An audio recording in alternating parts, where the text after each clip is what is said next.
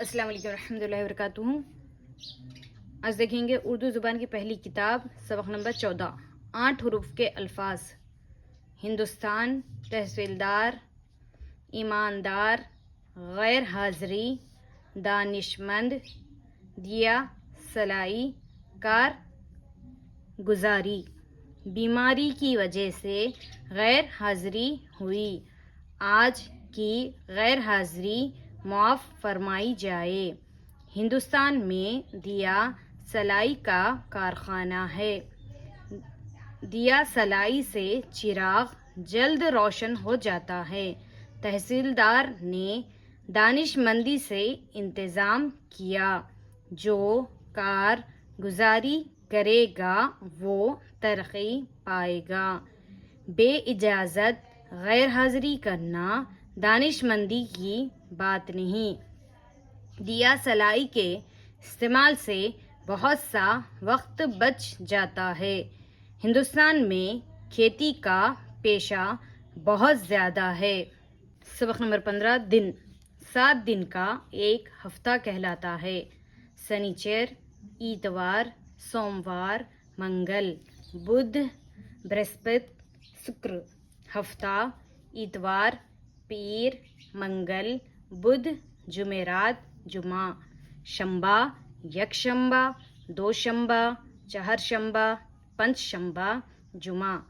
اتوار کے دن تمام کچہریاں بند رہتی ہے۔ کسی گاؤں میں جمعہ کے دن، کسی میں پیر کے دن پیٹ یا ہاٹ لگتی ہے۔ آئندہ یکشنبہ کو سورج گرہن کی تعطیل ہوگی۔ دوشنبہ، سہشنبہ اور چہارشنبہ کو ہولی کی چھٹی ہوگی۔ سوموار کے دن گنگا اسنان کا بڑا میلہ ہے۔ پیر کے دن ہمارا امتحان شروع ہوگا۔ سبق نمبر 16، مہینہ۔ سال یا برس کے 12 مہینے ہوتے ہیں۔ ہندی مہینہ: چیت، بیساکھ، جیٹھ، آساڑھ، ساون، بھادو، کنوار، کارتک، اگہن، پوس، ماگھ، پھاگن۔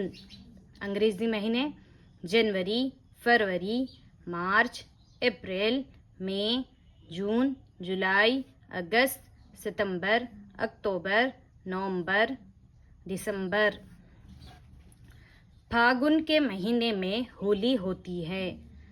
دسمبر کے 25ویں کو بڑا دن ہوتا ہے۔ ایک دفعہ مارچ اور ایک بار ستمبر کے مہینے میں دن رات برابر ہو جاتے ہیں۔ ساون اور بھادو میں میگھ کی جھڑیاں لگتی ہیں۔ پوس اور ماگھ میں کڑاکے کا جاڑا پڑتا ہے۔ جیٹھ آساڑھ میں سخت گرمی ہوتی ہے، لو چلتی ہے اور آندھیاں آتی ہے۔ اسی طرح سے پریکٹس کیجیے۔ ریڈنگ اگر کرنا ہے تو بار بار دیکھیے، الفاظ کو دہرائیے، پریکٹس کرتی جائیے، انشاءاللہ آ جائے گا آپ لوگ کو ریڈنگ کرنا۔ یہ جو مہینے ہیں، ہندی مہینے ہیں، انگریزی مہینے ہیں، تمام چیزیں اس میں مکس ہے۔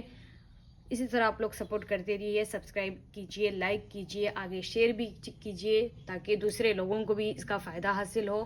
جزاک اللہ۔ السلام علیکم ورحمۃ اللہ وبرکاتہ۔